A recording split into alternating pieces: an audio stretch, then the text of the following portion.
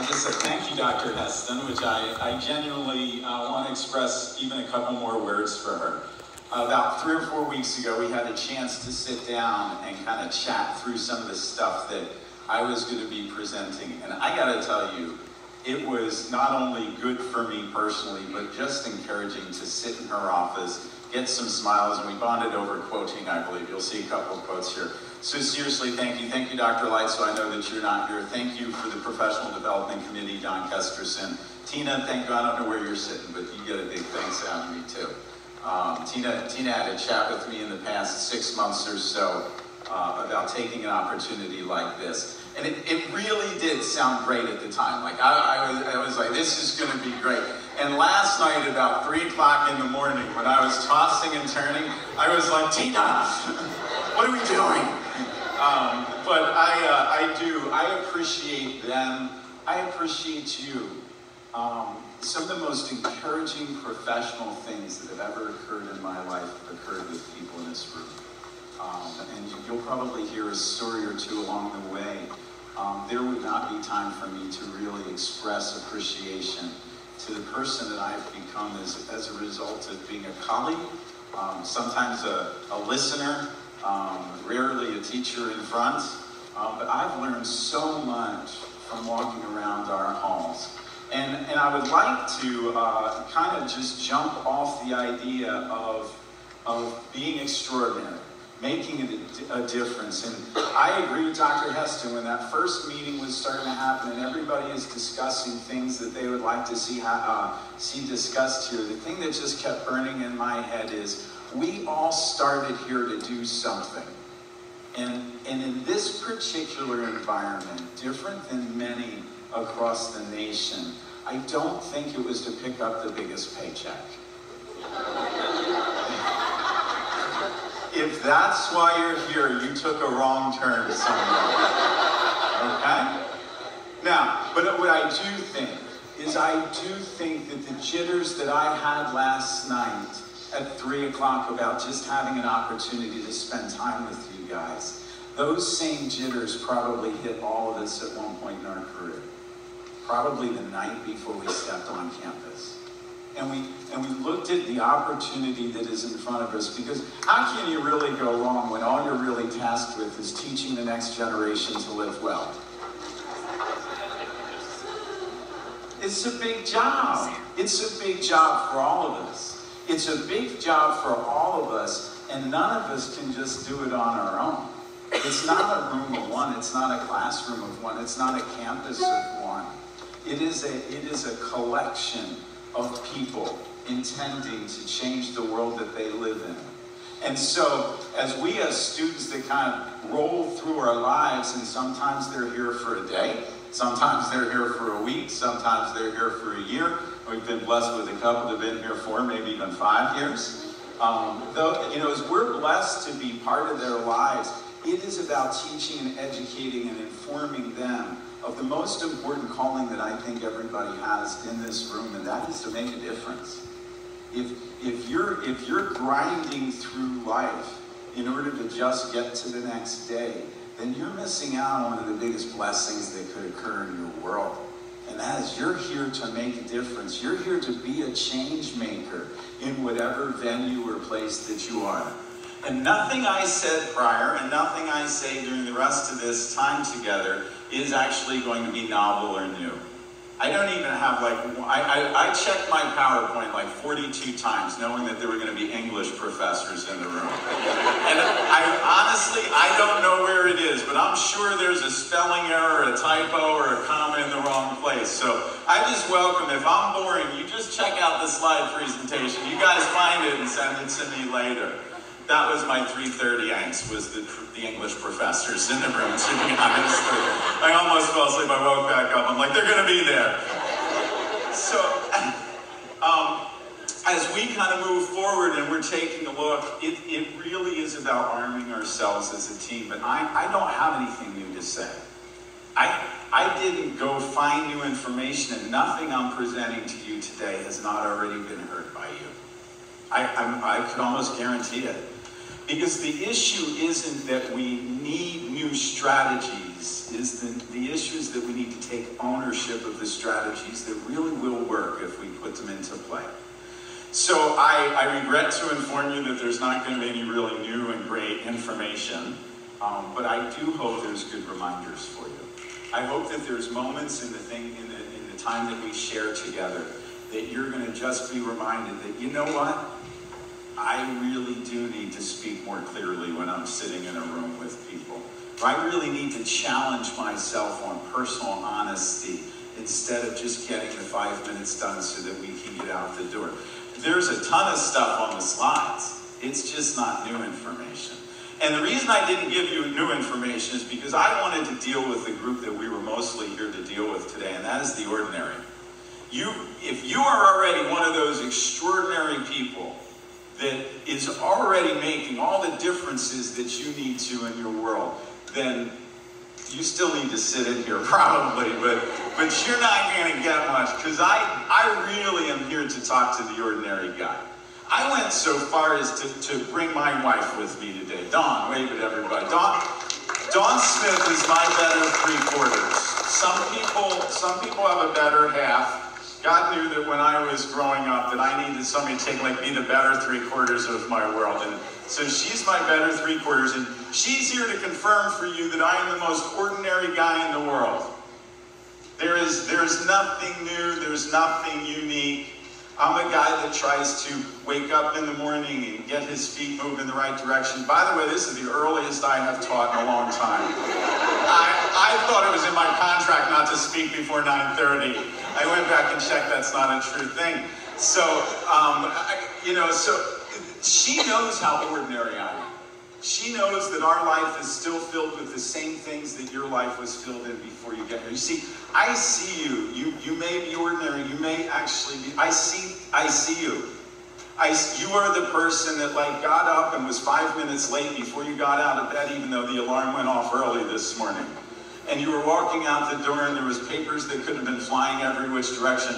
My personal favorite is I try and go back in the house at least 3 or 4 times before I leave and go anywhere to collect different things that I just remembered when I hit the car.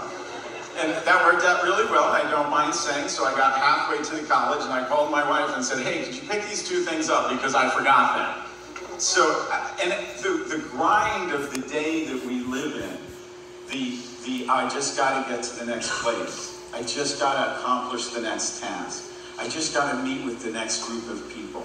I just need to smile a little bit more until I can get out of this room and just be how I feel like being. I'm just interested in the ordinary. I'm interested, ordinary, adjective, ordinary, broadly, of a common kind or degree. Those are the people that I'm speaking to today. And see that I have left. Nope, I didn't. I was going to say, I lost something already and it was all on the table. I want to, if you'll humor me, I just want to read a little story that talks about the importance of ordinary making a difference, and then we're going to throttle forward. In 1984, a man named Jadav Payeng, also known as the Forest Man of India, began planting trees on a barren sandbar in the middle of a river in Assam, India. At the time, the area had been devastated by floods, and the wildlife that once called it home had disappeared.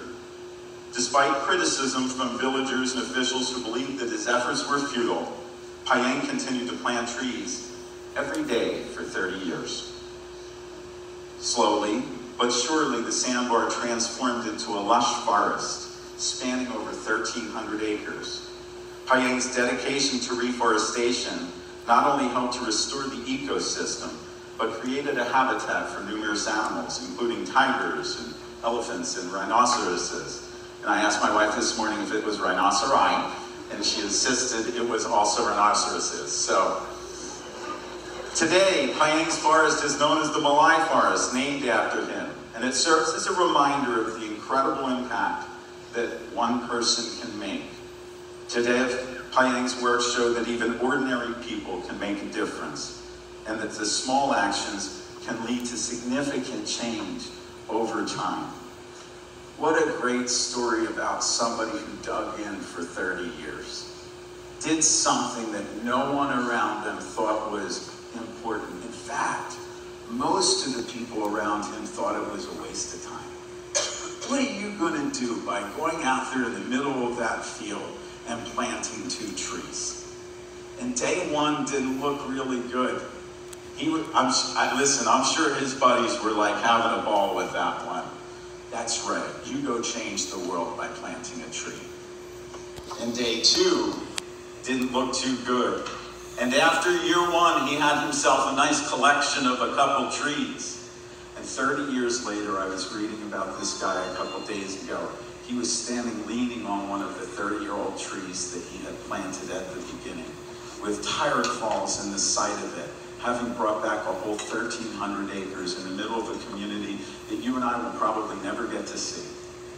Just making a difference in his backyard, creating the change by doing what? Going to work every day for 30 years and planting at least 1 tree a day. Taking on a personal commitment and a mission to change the world that he was living in. What a great story. That's an ordinary guy. That's an ordinary guy that did a little extra. Jimmy Johnson used to tell his players, the difference between ordinary and extraordinary is that little extra. And that's what we're going to talk about. We're going to talk about how to juice up some of the skills that you already have today to actually be heard in the people's lives around you. Just to take what you already do really well, or take the skills and the strengths that you have and just elevate them just a little bit more. Maybe just 1 more tree for you today you get to plant. Maybe just 1 more. Maybe just seed 1 more conversation that's going to make a difference in the people around you. Because extraordinary, adjective, going beyond what is usual, regular, or customary, exceptional to a marked extent. And I see extraordinary around me. I'm not sure that we celebrate it as much as we actually see it even here on campus. But there are so many great special moments, and there are so many great special opportunities. One of the things I think we may have lost somewhere along the way, and I don't think this was pandemic related, I just think this is people related, is that every single moment that you have in the company of another person is a moment to make a difference. Every single one. There doesn't have to be a wasted conversation. There doesn't have to be a wasted smile. They all are going to contribute to better and bigness. But how do we do that? How do we actually make difference? And again, there are 500,000 lists of things I could probably come in here and share with you. And I started with a much bigger list than this, and I hope you have some that you can add to in your own life. But as time was only going to allow us to cover some of these, I boiled it down to 3 things. I really want to talk a little bit today about you being able to make a difference by being more connected or being extra connected. I want to talk about you making a difference by being extra communicative. And I want to talk about you guys making a difference by being extra courteous. Now, in the effort of transparency and so that the guys in the back do not really get panic-stricken, I will tell you that most of this presentation is locked into the Be Connected area. So if you're looking and you're like, listen, he's more than 50% done and he hasn't gotten through point 1 yet, I just do want you to know that point 1 is really where we're going to park, because I think it is actually something that has become difficult for people to wrap into their own world. How do we stay connected? We have faced and lived with some unprecedented things in the past 5-10 years in the world. The pandemic shut down the world for all practical purposes, removed our connectedness to anybody that we didn't intimately just spend close time with. It changed every one of our social arenas. It changed who it is that we interacted with, and it changed how we interacted with them. And as we take a look at that, the truth is that connectedness became something that was a lot harder for us in the last couple of years than it was before then. It was harder to go into a room and feel comfortable. And then things got better. People aren't wearing masks, or for the most part, people aren't wearing masks in this room. The world began to adjust and acclimate to the new norm that it was. And then all of a sudden we were ready to be connected again. But if you're like me, there is some real residual stuff that went on in my life as a result of the pandemic. That separation that I practiced for a year or 18 months in my world of being distanced from people, it actually was harder than I thought it was to break down and break through those walls once I had to get back into the norm. And I still find some comfort, I'm not going to lie, in the Walgreens thing. They still got their 6 feet dots on the floor, right? Stand here, stand. Listen, and they do that in the bank too. This whole nowhere to stand in line is actually good for a guy like me. I feel like I found my place. Okay, I'm right here until the next one. And so there's still parts of that, good reminders of lessons that we've actually been through and learned. So when I talk about being extra connected, I'm actually talking about 3 things. The first thing is the one that I find most people actually fall incredibly short on. And that is being authentic. Really taking a look at, do you understand what it is that you feel and why it is that you feel that? And I want to tell you, if you're going to connect yourself with other people, you really have to have a good idea of who it is that you are. You have to have a good idea of what it is that's driving and motivating you. And that goes back to that calling, right? The first day that you stepped on campus, you came here to make a difference. You came here to impact people's lives, to change the world around you, albeit I don't know if this is the world you expected to land in. I can tell you, I personally did not expect to land at South Florida State College. I am thrilled I did. I don't know what my life would look like today if I hadn't gotten to spend as much time running around these halls and doing what it is that we do.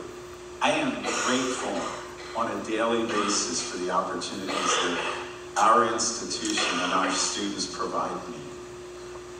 Mostly because I learned a long time ago that the healthiest Roger is a Roger that is connected with other people.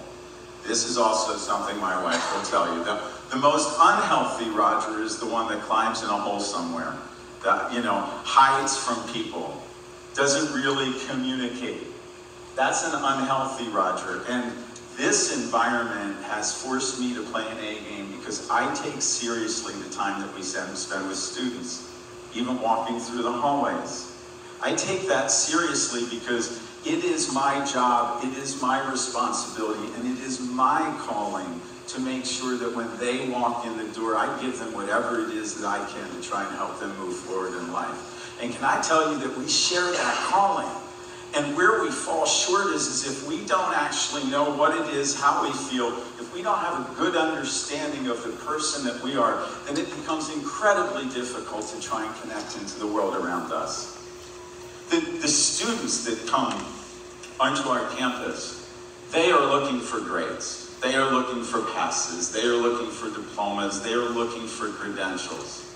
That's what they're looking for. That's what they know to look for at 17 and 27 and 47 years old when they step onto a college campus. That's not why we're here. We're not here just to give out diplomas. We're not here just to give out grades. We are actually here in order to connect with them in a meaningful way that is going to make a difference in their life. I wrote a letter to somebody that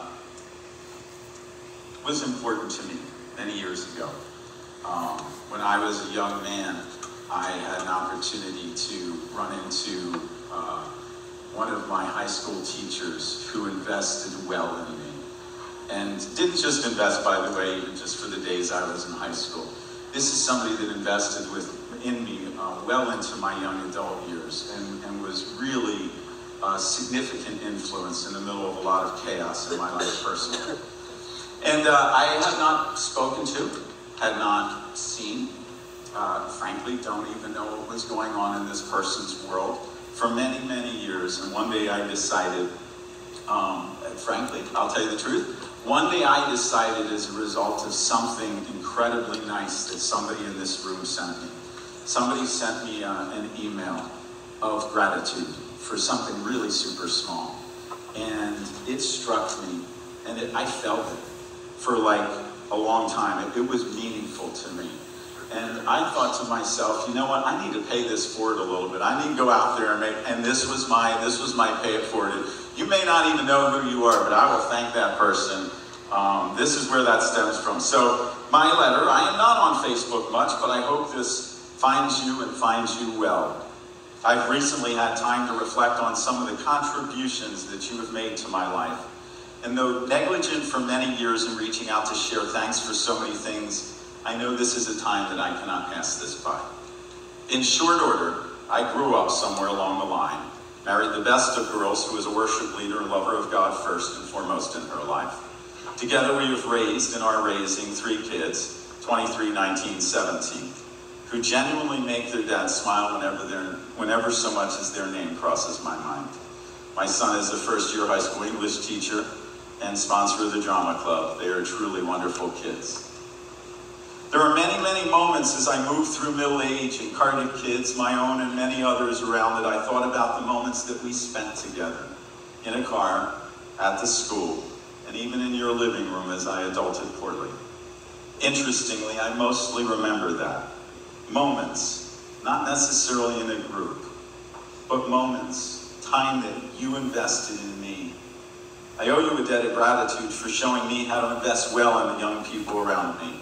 I've seen myself many times over the past decades reflect on how I might look a little bit like Mrs. Wright.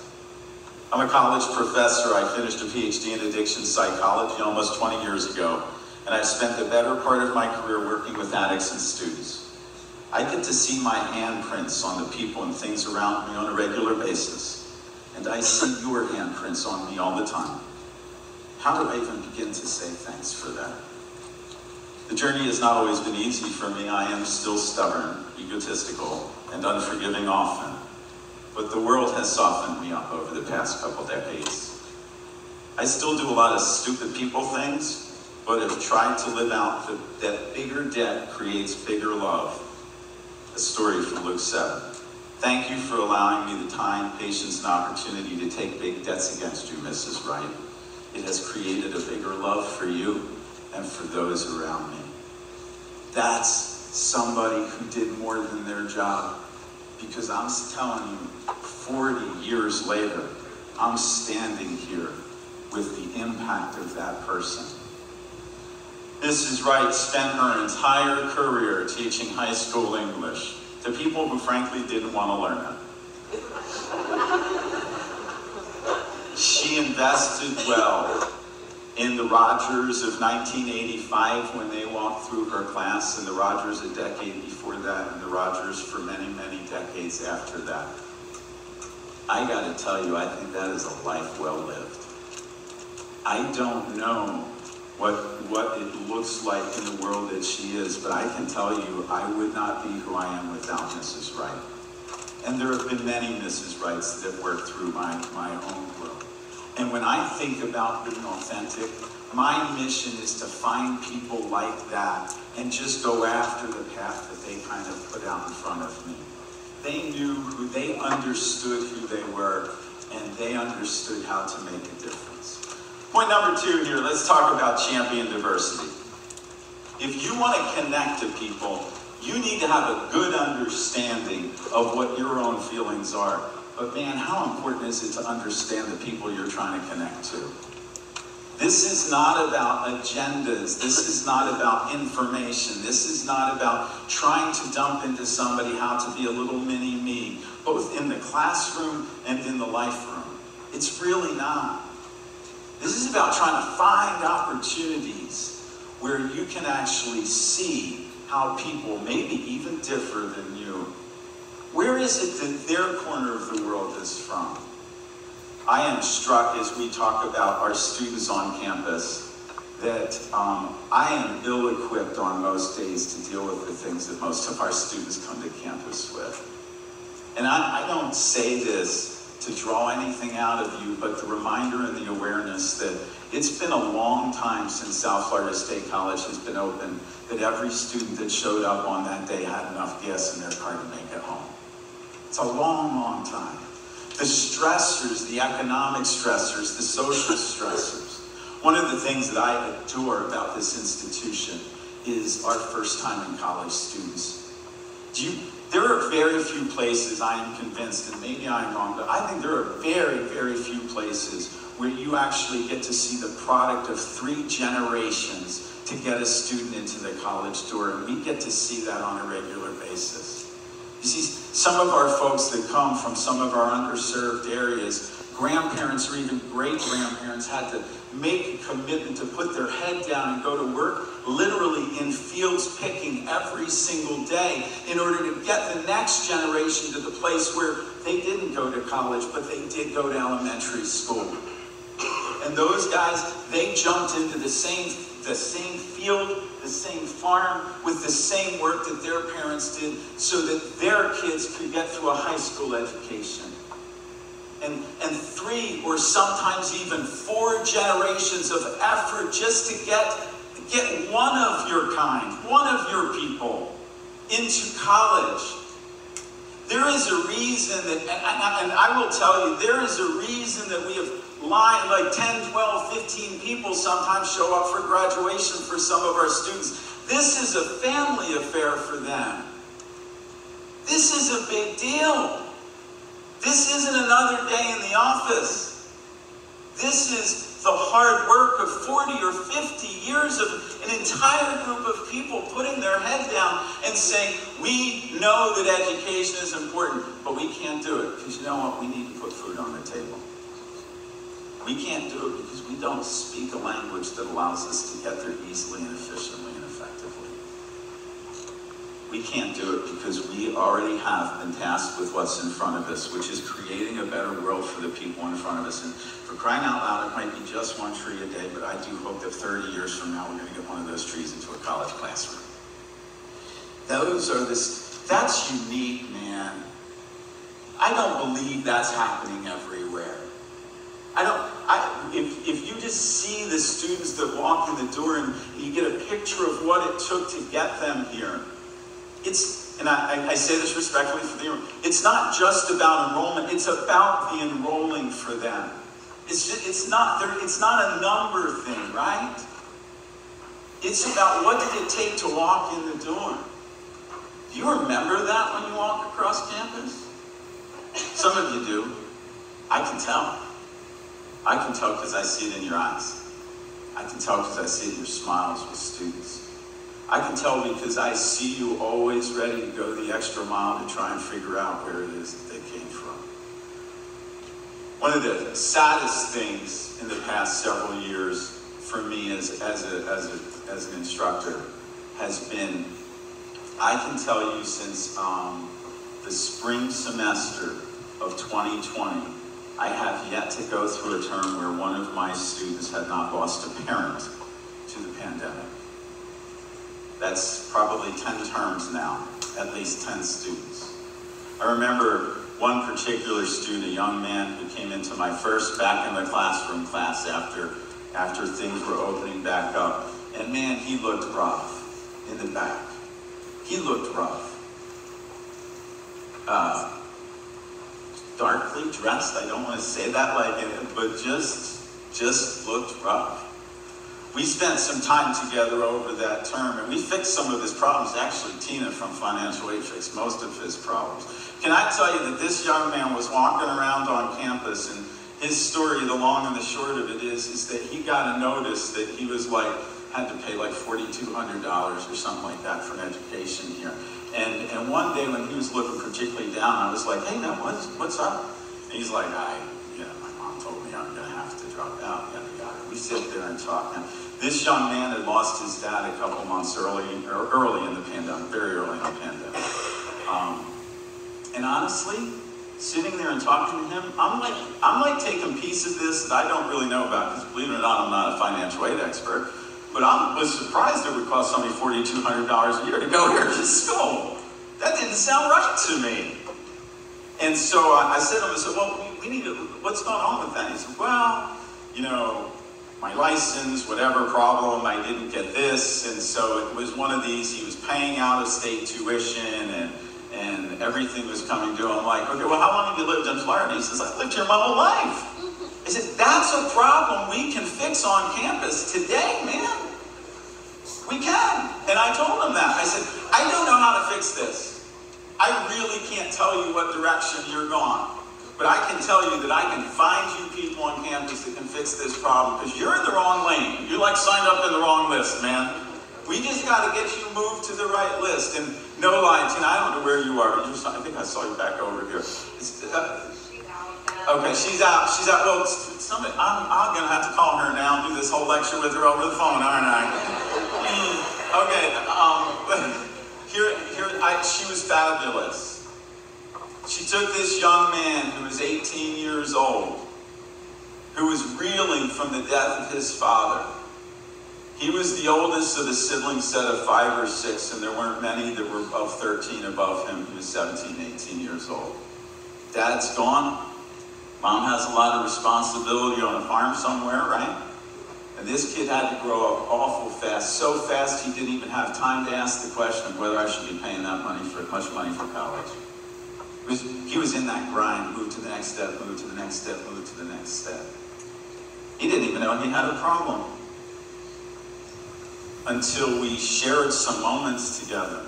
And I tried to take a really good look. What is the picture and the place that he's coming from? Don't try and be connected with people if you're not trying to meet them where they are, right? Nobody wants to be fake with them. Nobody wants fake friends. Nobody wants fake friends. And we gotta keep going. Anyway, diversity.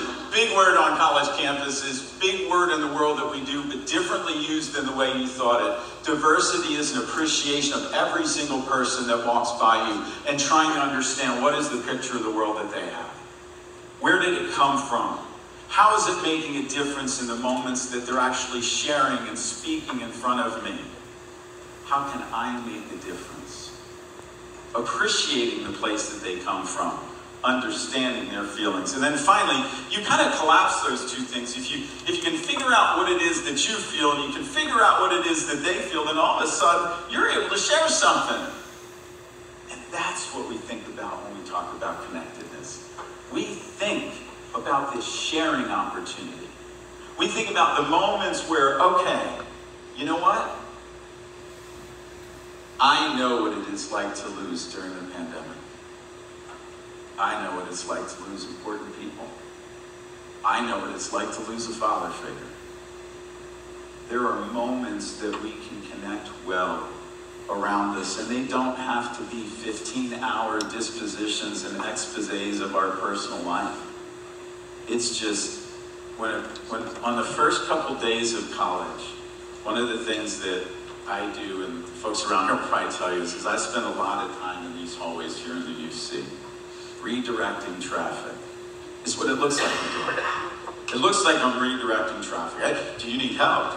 What can I do for you? Do you know what I'm really doing? I'm trying to just create a little bit of a culture of comfort. Because I remember what my first day in college was like. It was disastrous. It really, really genuinely was.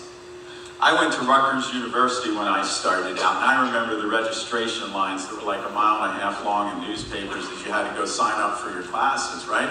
And I was always the guy that you spend like 2.5 hours in line, and then you get up there, and then the registrar will tell you, oh, sorry, that one just closed, back to the back of the end of the line, and you had to start that. I remember how intimidating it was. I remember how frustrating it was that the things that everything made sense to the people around me, I didn't really know. I remember being scared at 18 years old and walking onto that campus.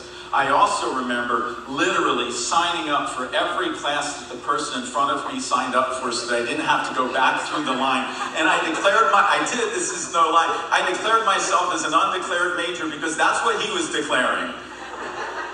His name was Ray Danielowicz. We never met each other before registration, and we did several years of college, every single class together, because we were lost in the system together. He became an attorney, which is really kind of fabulous, because I don't know how anybody followed me went anywhere in life, but that was my first college day, so you know, August 26th or August 28th or whatever day it is that we kick off, those feelings and memories are well in my brain, man. I am feeling the anxiety of what it looks like to be on campus for the first time. And that's an experience that you had too.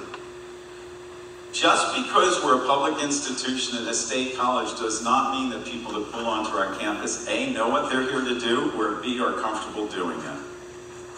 And we really do have the opportunity not only to brighten their day a little bit in the short term, but make a difference in the long term with something like that. So, on the being extra connected, and I'm not going to walk through these in a whole lot of detail, but I want to tell you that there's a couple prerequisites. It's kind of a process. You need to take care of yourself. It starts out at the beginning. You have to be a pretty healthy you in order to want to connect healthily in the world that is around you. We talk about this word self-care. I had a great opportunity in this same room to chat with the PTK wellness group the other day, and we got to spend just like 45 minutes just talking about self-care. Just talking about how is it that people need to elevate who it is that they are personally inside of their lives to feel good, to be well, and to be good contributing members. And a couple of highlights, and you know, it's the act of taking care of your physical, emotional, and mental well-being. A couple of those highlights are sleep well.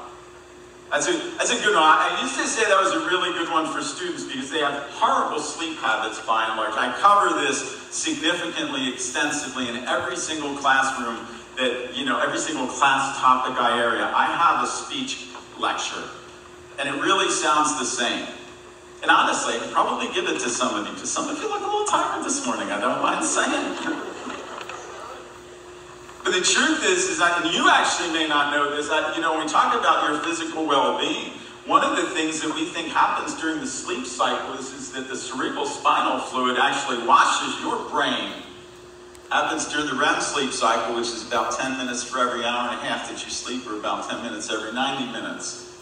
And what that cleaning of the brain does is it actually removes what we're going to call extracellular junk. The extra stuff that's kind of floating around in there that doesn't really attach. Now, this is actually fairly new. We've known for a long time that you need to sleep, and we've recommended that you sleep for 8 hours for many, many years, but we're just piecing together part of the puzzle. Because what we figured out is if you don't sleep for the necessary amount of time, you don't get another retry at that. You just lose the good that was going to happen in that moment. It's not that you can't sleep later and physically feel better. It's just if you don't sleep on a cycle that allows for that CSF to kind of wash out some of that extracellular junk, it's just accumulating and adding up.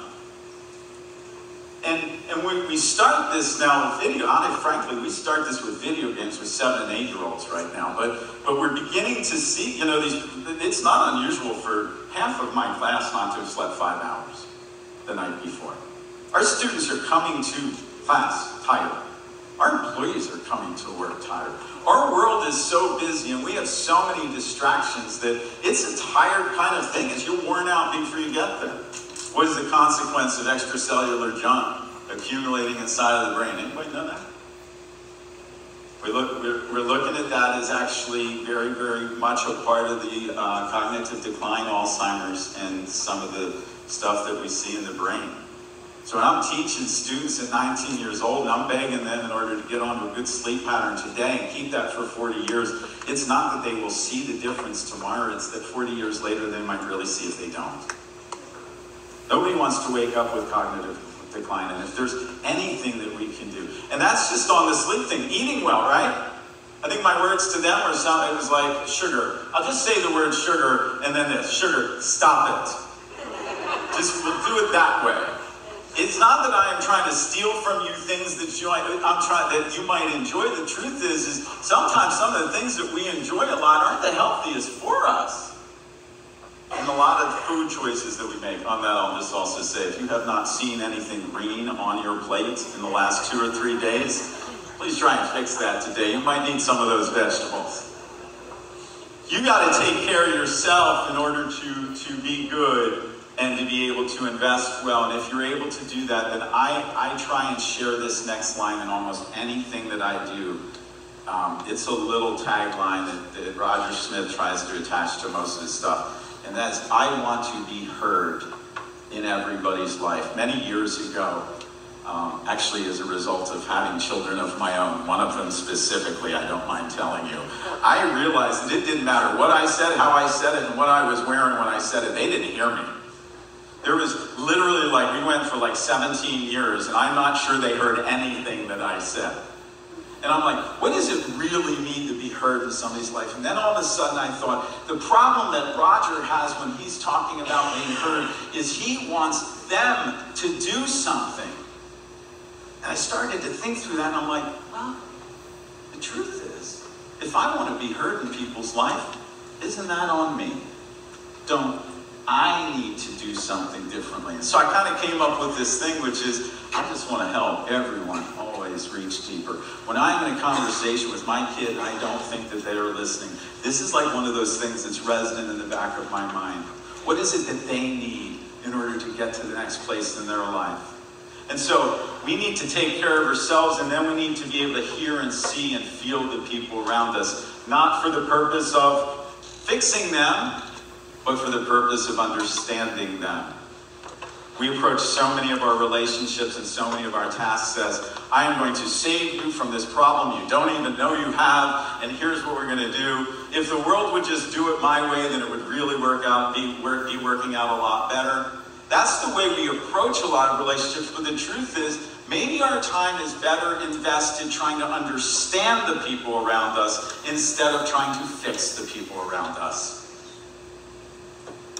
That was worthwhile, guys. That was worthwhile. If that's all you get out of this, maybe your time is better spent time to trying to understand the people around you and not fix the people around you. That's what it's going to be. Okay, moving on. If we understand the people around us, we're going to be armed up and we're going to be able to figure out how to empower the people around us, how to help people believe in themselves, their experience, their abilities, and that sounds like what we should be doing in students' lives and with each other around campus. That sounds like a good plan for coming to work today. Here's the thing I want to do. I want to help you believe in yourself. I want to help you believe that your experience helps you get there. I want to help you believe that you have the abilities to be able to succeed at an extraordinarily high level, or whatever level it is that you can do that on.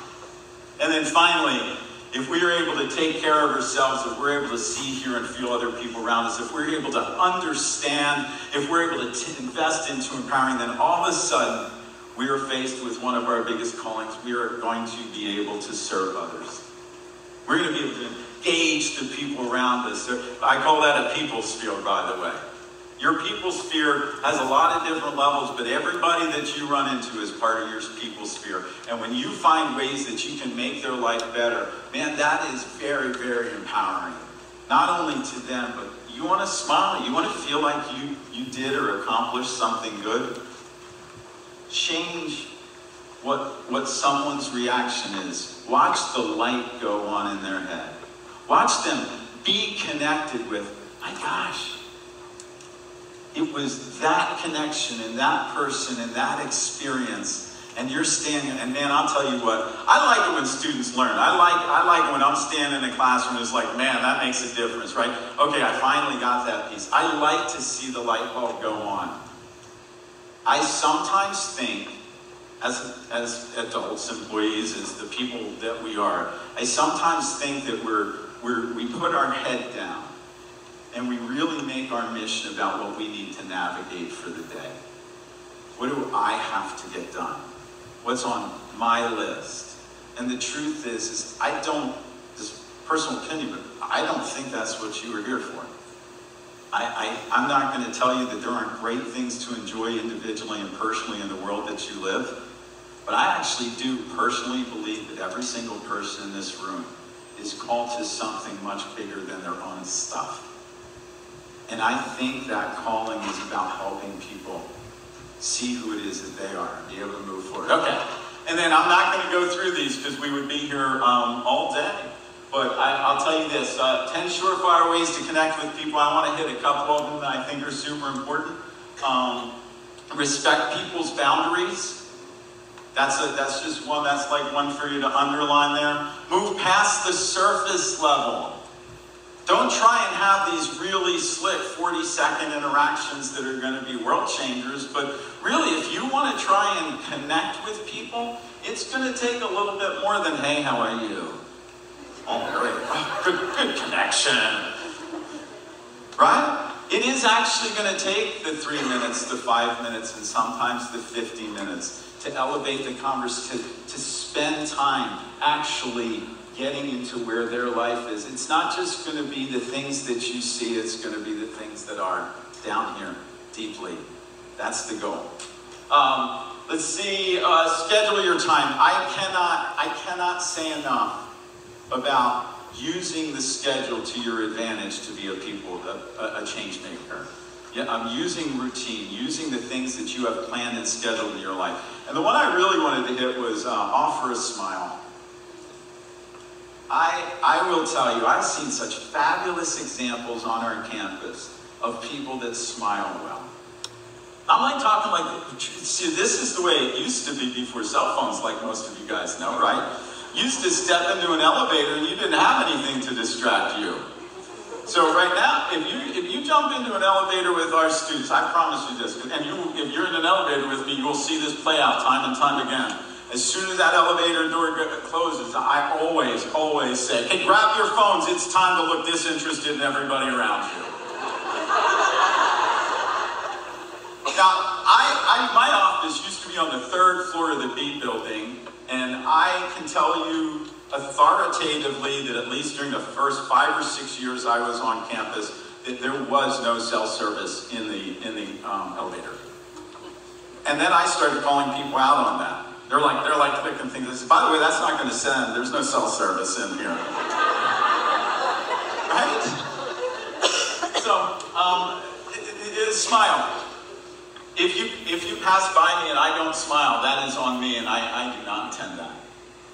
I want to exit my time at SFSC in like 15 or 20 years, believe it or not. I want to exit when I am out of here as the guy who smiled everywhere. I think I hit about 82% right now. That's where I'm at. I'm like, yeah, I'm pretty good. But then there are times I'm like, well, I didn't even have to smile with people. And what I learned in the past couple of years is people don't really want you to smile. They don't want you to make eye contact. People don't want to be connected with you. Our students would rather show up, learn nothing, change nothing, be nothing different, because they actually thought they were okay when they got here. And so you walk around campus, you're like, well, hey. And some people, I want to say, some people are fabulous in this room. Some put me to shame. There's like people, I'm like, how do you do that all day long? And some of you are miserable at it. Take it for what it is. I'm not your boss. But some of you are so bad, I'm depressed walking by you on the walkway. It's like, I'm like, I see you, I'm like. It doesn't cost you anything. And it's not even just for them. Most of you probably know that when you smile, a little chemical kicks around inside of your brain called oxytocin. It's actually it makes you feel more content and connected with the world that you have. This is a free one. And I don't want to say it harshly, but I want to tell you, we can all improve this a lot. Students should not walk onto our campus without being smiled at.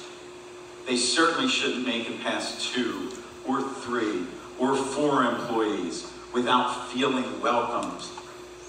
That should not happen, and unfortunately I think it does. Do you know why? Because that student that walked in the door at 10:20 into the front door of the building didn't realize I have been working hard since 8:30. And I got someplace to be at 11. And I still got 4 things I never thought about doing this afternoon. And so when I'm walking by my students, I'm going somewhere. It's only 44 feet, Jon Snow told me, so you gotta be careful here. And the truth is that's one of my big mistakes, and it's one of your big mistakes too. They are not just our consumer group. They are part of the human population that we are here to instruct, to care for, to help get to the next place. And shame on us, all of us, for getting too busy sometimes, too in our head, for the next meeting to be too important for us to actually hit to the heart of the student that we're just, frankly, just needed a smile.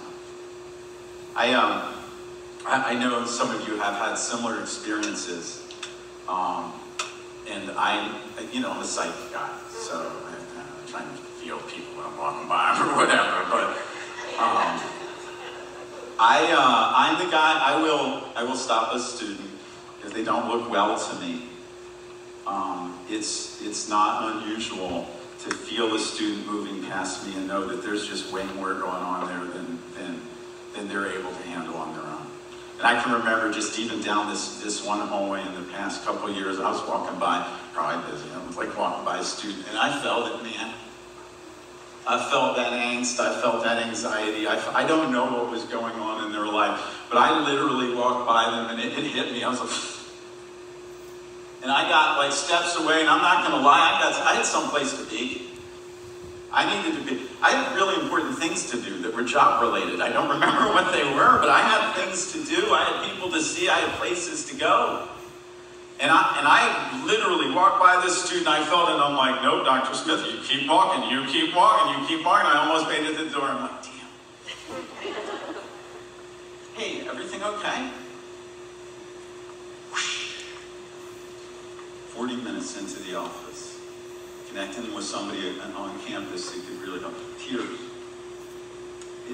It wasn't hard. I almost missed it. I'm sure I have many times missed it. You know, I can tell you the times and the stories where I feel like I hit a home run, but I'm pretty sure I miss a lot more than I hit home runs on. I'm glad I grabbed that kid. I couldn't be, I don't mind telling you, I could not live with some of the things that some of our kids, our students, and some of the people that walk onto campus here have to live with on a daily basis. I don't feel like I'm called to that. Maybe there's just places and corners of their world that are so difficult. I mentioned the gas thing earlier. I feel that when students are walking around campus.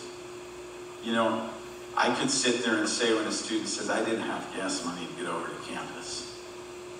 I've gotten those emails, most of us have.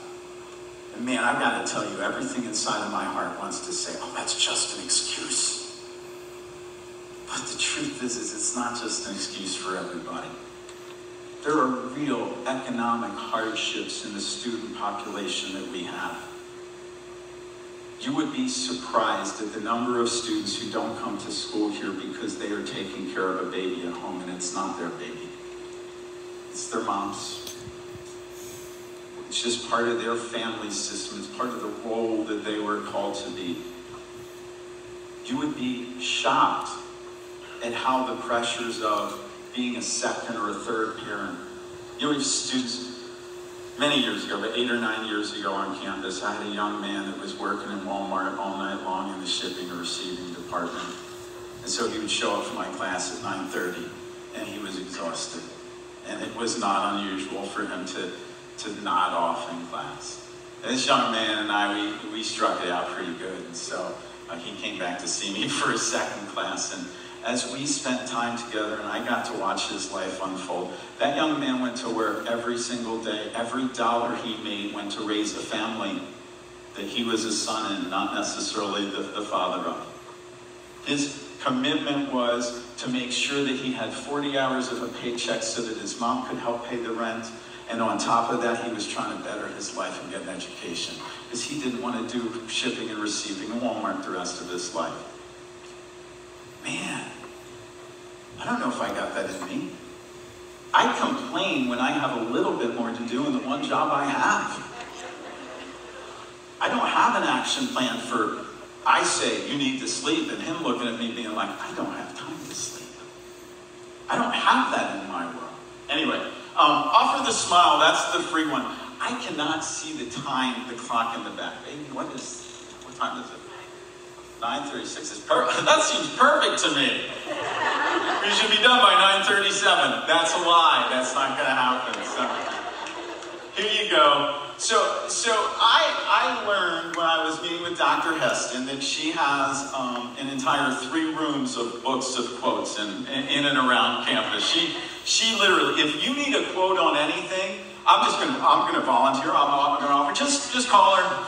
She'll be happy to stop and find it. But one of the things that I like about quotes, and it's probably a little bit of an odd behavior, I like to try and figure out where they actually came from, not where we think they came from. And so this one, I actually think Dolly Parton maybe came up with this, but I'm pretty sure it was not John Quincy Adams, as is mostly attributed. But here we go. If your actions inspire others to dream more, learn more, do more, and become more, you are a leader. And I would take the different step. If your actions are not to inspire others, not to help people dream more, not to help people learn more, not to help people do more, and not to help people become more, then you shouldn't work here. Right? Don't go work in an institution that is here to serve the greater public good and not want to serve the greater public good. I don't think I'm speaking to a lot there, but it might be 1 or 2 of you. And I don't, again, not to say this harshly, if you don't love your job and you're not passionate about making a difference in the lives of the people that are around you, both the colleagues and the coworkers that you're working with and the students that we get to see and the other consumer groups and stakeholders that come on campus, then do us all a favor and consider a different career path. Because over time, unhappiness and loss and lack of focus, loss of vision, resentment at the fact that you have to show up here, that's not fair to the people around you. You really are a leader. And I know there are people in this room thinking, well, Raj, I'm not really a leader. All I do is the behind the scenes over here, nothing, yada yada. Oh. The impact that you will have just by taking the role in the position. If you're an employee of South Florida State College, then you're an important part of this mission to touch our students. So don't avoid them. You know, if they're walking by you and you're doing your job and it's in the middle of a walkway, you still have the same responsibility to smile. You know that, right? We're not teaching them, oh, they're busy doing their job. So I don't know how many guys go to Kelly's Corner. I don't know if they are over here. I run into those guys a couple times a week, and I am always so grateful for my interactions over there, because they are just genuinely good smilers for me. They're genuinely just good people. They actually contribute significantly to the wellness of the student that we have on campus. I am convinced that there is a student for every employee that we have here for you to invest well in. I'm going to stop short of the mentor line there, although I do think most of us need to be mentoring more. I think that's a real calling that we have as people on campus here, not just to get paid, but really to invest even on a deeper level by mentoring. It does not matter what your job is. It does not have to be from behind a podium in the front of a classroom. It does not have to be from behind the right desk in the right office. It doesn't have to be because you move bigger or smaller things around. It does not matter to me what you're doing. You have a responsibility to connect and make a difference. And I just want you to hear it. If you're in this room right now, I'm looking around and I don't see anybody that isn't. I just want to call you out as a leader. Even if you don't feel like that. Even if you spent your whole life convinced that you were a follower. There's other people are leading. If you are here and you are part of this vision and you are part of this mission, then you are a leader. So, lead, right? And if you don't know what that looks like, go backwards. Well, today I choose to inspire. Today I want to help people dream more. Today I want to help people do more. Today I want to help people become more. Because you're the leader. Okay, so that is a good look at connectedness. and the way that we connect, how we kind of move together and merge. But it's not necessarily the only thing that we would want to look at in making a difference. We want to make sure that we are connected, but we also want to make sure that we are extra courteous. And this one, I think, is pandemic pronounced for me, really. In the past 5 years, there's been a significant shift and change in some of the things that are happening in our world and how we interact with each other. And so the pandemic, and there is nothing new on this list either, but I just want to tell you what the past couple years has done for us. It's had a profound impact on our society. Here's a number of them. Number one, isolation and loneliness. We practiced not being together and not being connected for a long period of time. Some of us, and I actually would throw myself into this, just in a moment of candor, some of us lost ourselves a little bit in that. That was not healthy for me. The pandemic was very, very difficult for me, and not because I like people, but I prefer not people most days. And so when I found a lane by which I didn't necessarily have to be connected, I thought it was going to be a really nice place for me. And I practiced. And something I didn't realize was happening at the same time, and this probably happened for some of you guys. I not only practiced, but I trained my body to respond to situations and stimuli around me. And I didn't like to go and do some of the things I was doing before. And so that thing called anxiety that has gripped a lot of Americans as a result of this pandemic, it gripped me. I struggled going out into public places. I struggled with being able to put even a smile on my face. I didn't love not being, but I loved not being more than I loved being, because it began to physically change my responses in those situations. My heart would race. That pit in the stomach. I remember pulling up in front of the, well, I don't think it was Walmart, but one of the big box stores. I remember pulling up one day, and I was shaking in order to go into a store. And that was all self-trained. Now, I accept the fact that most of you are probably healthier than I am. At least at that point in time. I would like to say that there is no residual impact of that disconnected that occurred in our society in my life, but that would be untrue. That would be very untrue. I struggle almost on a daily basis with some of the things that have happened as a result of the world and the shutdown and the craziness. I didn't even get down my list, right? I got to one. Isolation, loneliness, economic hardship, mental health issues.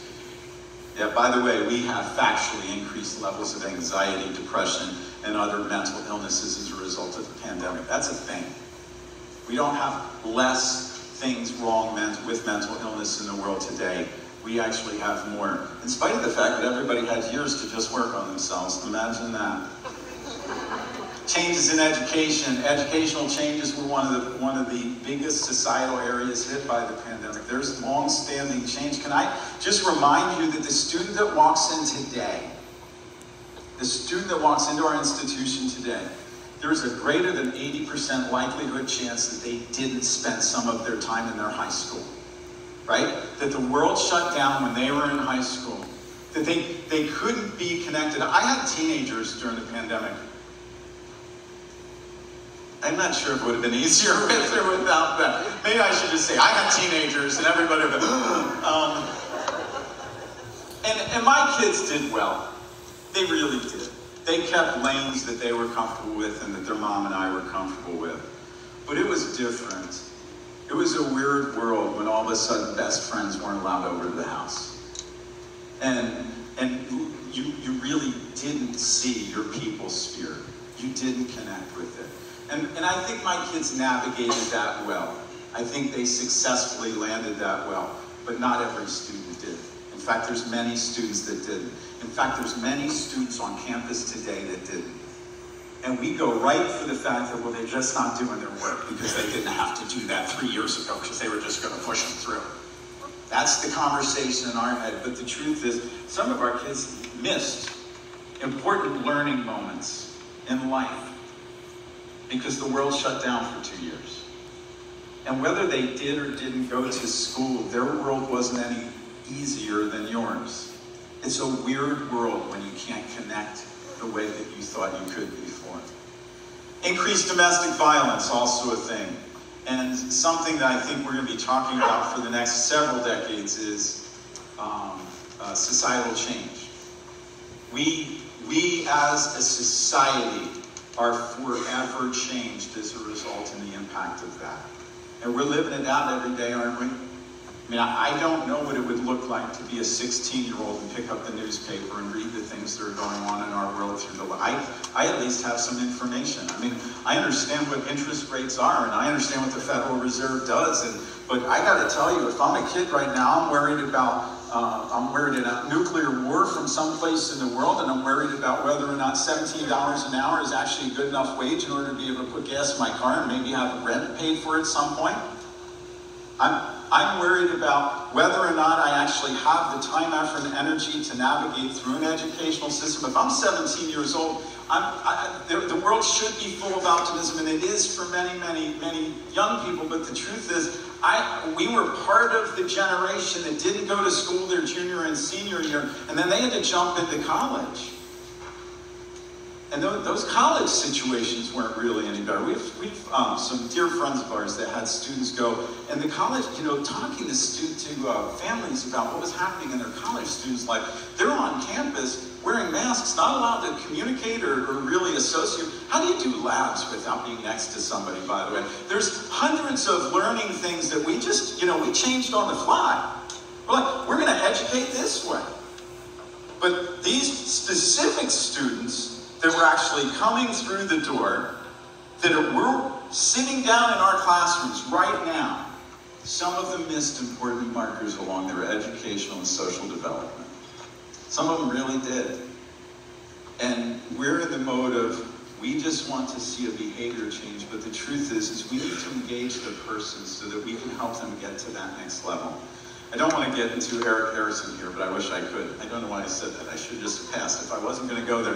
Don't say it if you're not going there, Roger. We're not talking about Erik Erikson today. Thank you. Okay, so how can I be extra courteous?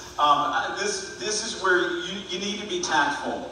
These are skills. These, by the way, this is the meat of what it is that you're taking home. So jot one of these down and try and put it into your life. Why don't you be tactful? Tell the truth in a way that you actually value the other person's experience around you. Right?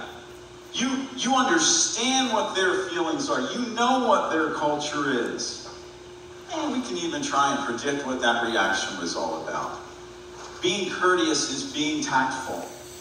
Notice what it is not. Being right. Right?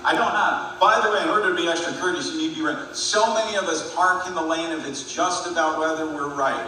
We sit in a meeting and we sit in a meeting together.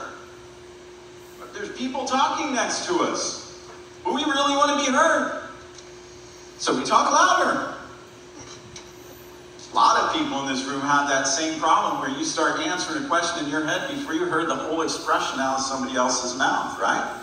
Being courteous, be tactful, be open, be genuine, be authentic, be who you are. That's good enough, by the way. They hired you. They're good with who you are. Be you. Accurately perceive your own emotions. Work on you. Understand the moment, your tendency across situations. This is something I think is really important, and I don't think I said it as neatly and cleanly as I would like to, but I couldn't figure out how to filter it down anymore. Here's what I'm going to tell you. Predict your own behavior in certain situations. It will make you a better human being.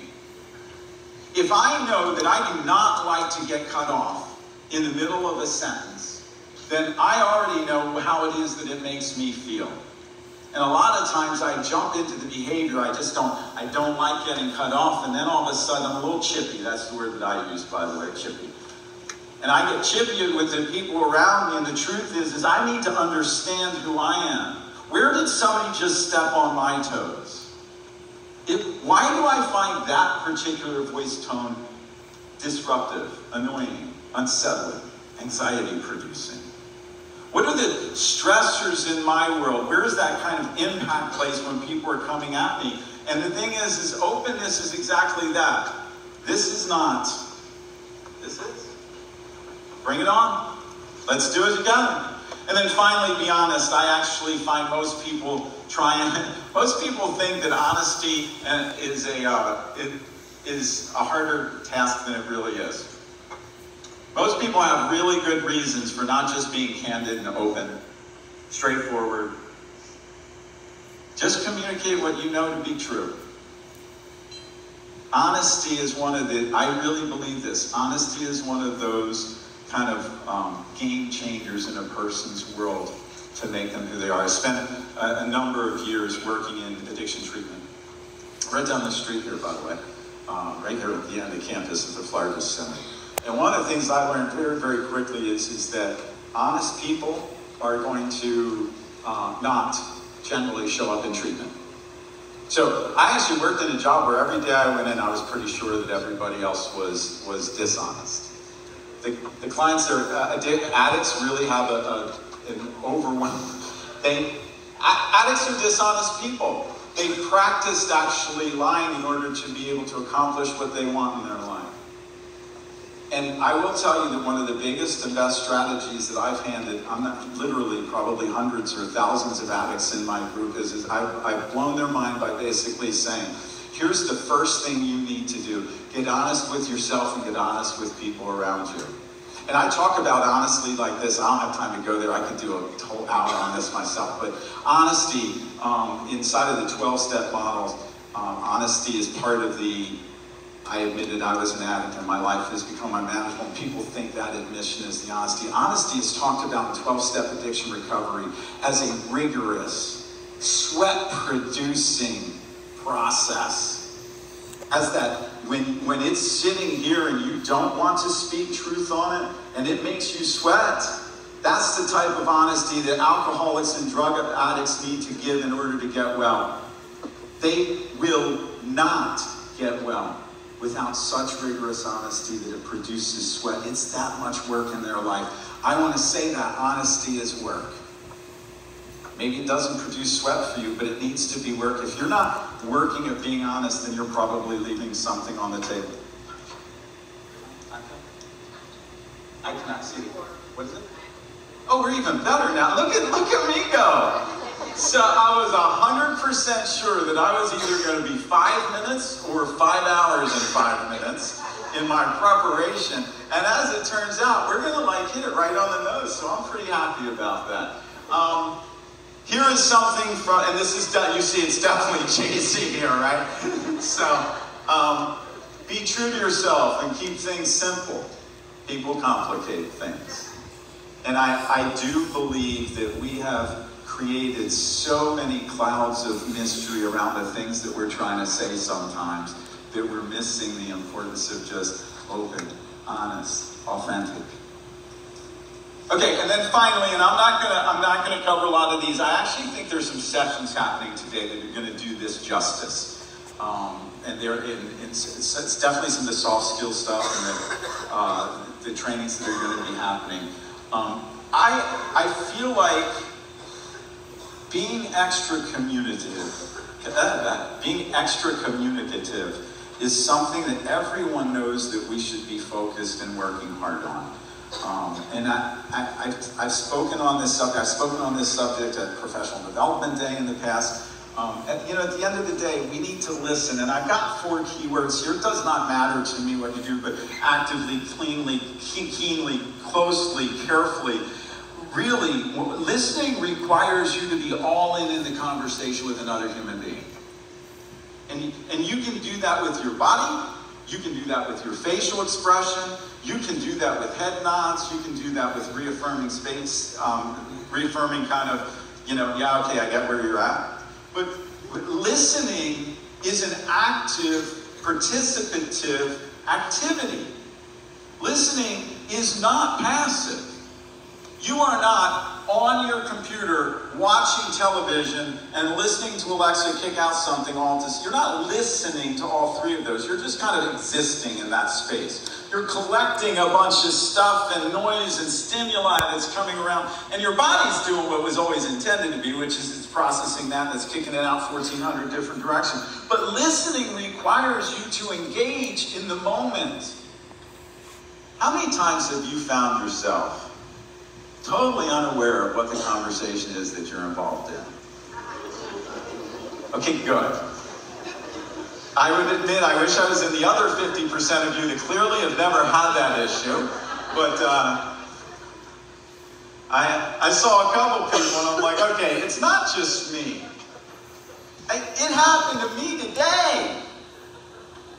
I was thinking about something that was really super important, right? I'm going to stand up in front of a group of people. My boss is there, my boss's boss is there, my boss's boss's boss is there. And I thought that my boss's boss's boss's boss would be here, but he's in Tallahassee fixing the world. So I got to take that one off my list, but it doesn't make it any easier, right? And so, I forget what I was just saying. What was it? Oh, yeah, see? Thank God somebody was listening. The funny thing is thank God my wife was here, because the rest of the room was like, I don't know what we're talking about either. We're talking about listening. So it makes sense now, right? Okay. So, it happened to me this morning because that's the way our worlds go. We are just people on a journey of the human experience, every single one of us. We may not navigate it the same. We may not have started from the same place, and we may not end up at the same place. But our lives have intersected well. We all sit in the same place, and we sit together right now, and we share something. And the listening part is you notching it up to be important. You need to let the people that are sitting in front of you, what they're saying is important. You need to own it. You need to be active there. It's not about making them feel heard, feel good because they were heard. It's about hearing them. It's not about the answer that you already know because you already knew that in the first 12 seconds of them speaking. It's about giving them their opportunity. It's about engaging that people's fear that way. And then speaking, clear, concise, concretely, correctly, all things. I've covered a couple of these, but the truth is, many of us should really target what we're trying to say and eliminate some of the stuff that's extra that's just getting in the way. I am not necessarily an advocate for not having, great intellectual and deep conversations with your mates. By all means, do that. But I am going to tell you that the people that walk by you don't really need a 13-hour explanation on why you're not going to allow them to do X, Y, or Z. Most of our students really don't care what the policy and the procedure is behind it. If the answer is no, can we just cut to the chase? Because that's all they're going to hear anyway. And the worst thing that happens is when we don't communicate clearly with students or with each other, people walk out the door with different stories. I know this. Again, I'm the dad of teenagers. I often encounter differences in a very, very clear speech pattern that I feel like I had. One recently, just the other day, I don't mind telling you, I don't mind sharing. So when you might even have my little one corn, right? So the other day, she came home and, was doing her thing, and the next day I woke up and I said, was there something unclear in the sentence that said, please take the dog cage and the dog out of my bedroom tonight, right? She usually has in her room, and then she was away, and then I was crystal clear. I'm like, this is not hard, is it? Please make sure this task happens. I thought I was being clear. The next day, of course, I'm talking to my kid, and she looks at me and she's like, oh, you did say that. Well, congratulations me. I said I noticed it at like 1:30 in the morning when I was putting the puppy in the cage in my bed down for sleep. So as clearly as we want to speak, can I just tell you the problem there with my kid is I didn't speak to my kid where she was at that moment. I told her what needed to happen. I believed the head nod that she was walking by with. And I thought, good, we just fixed that problem. I'm not going to have the dog in my room that tonight, right? And then at like 1:15, the dog is in my room.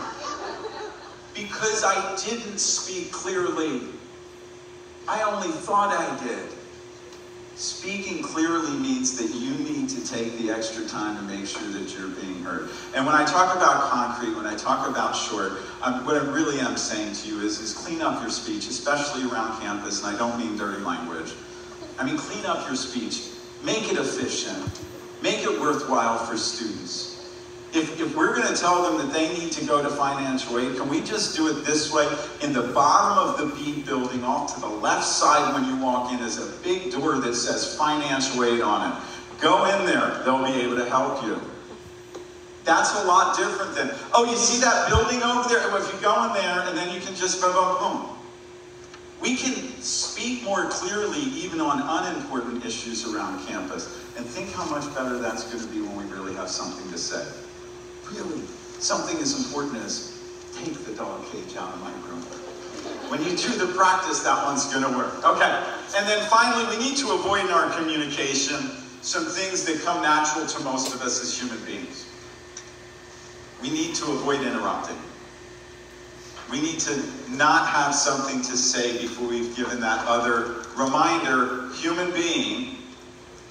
Maybe at the moment you don't think they're as important as you are, but they are actually granted the same rights, privileges, and responsibilities as you are in the human race. And so let's just give them their moment, even if we don't think that they deserve it. Some of us have become professional interrupters because we feel like what we have to say is way more important than what anybody else has to say. Stop that. You don't know what somebody has to say if you're concocting an answer in your head when they start talking, because you're not listening. Some of the best moments in my life have come as a surprise by hearing them out of a place that I never thought I would. I've heard incredible wisdom out of 15-year-old mentally ill girls in a psychiatric unit. I've seen and heard stories out of 20 and 30-year-olds in my workplace that have truly revolutionized my world and changed who I am as a person. I've had the privilege of sitting under people I would call elders. I'm getting there myself now. I don't know when that happened. 30 years I've been doing something. I can't believe I'm 30 years old. But anyway, I've sat under amazing mentors in rooms with people that have spoken such great truth at high levels. And the truth is, I learned a long time ago that I really do need to be a better listener. I still actively work on that every day. It doesn't come natural to me. Most people think if you're a psych guy, that, oh, well, you gotta do counseling. Can I tell you, I'm the worst counselor in the world. They let me have that job for like 5 months before they made me a clinical supervisor. I'm a way better administrator than I am a counselor. Because I don't like listening about people's problems for like endless hours, right? But I've learned how to do it, and I've learned how to do it not there, just in my 5 minutes. You know, even inside of the classroom, I believe it's important that every student gets the voice that they want to have. I don't always agree with the things that they would choose to say or even the way that they're going to process the material we're talking about. I don't always love the style or the presentation, and sometimes I think it's out of arrogance and for the wrong reasons. But I think every student needs to have their voice. Can I go on a limb and say I think every employee needs to have their voice? Every one of us. We need to have a voice, and the truth is, how frustrating is it in employment and in workplaces when you just want to make sure you communicate 3 things and you know they stopped listening after 1. You might not be able to change it for the people around you, but this is what you can. You can change you for the people around you. Model not interrupting. Model not having the right answer before the question was asked. Model those things. And then don't criticize, judging, and my favorite, opining. Your opinion, though warranted and maybe even valuable, your opinion is not necessarily what everyone else is looking for. So, we took a journey. We're actually wrapping. And the journey takes us from how to be extra connected, how to be extra communicative, And finally, how to be extra courteous. They may forget what you said, but they will never forget how you made them feel. And that is actually probably Carl Banner from the LDS Church, probably not Maya Angelou, but it is mostly attributed to her. They may forget what you said, but they will never forget how you made them feel. Thank you. And then this final slide for you to read on your own, because some of you guys are struggling a little bit, so there you go. What happens next? Oh wait, another round of applause for Dr. Smith. Another rousing round of applause for Dr. Smith.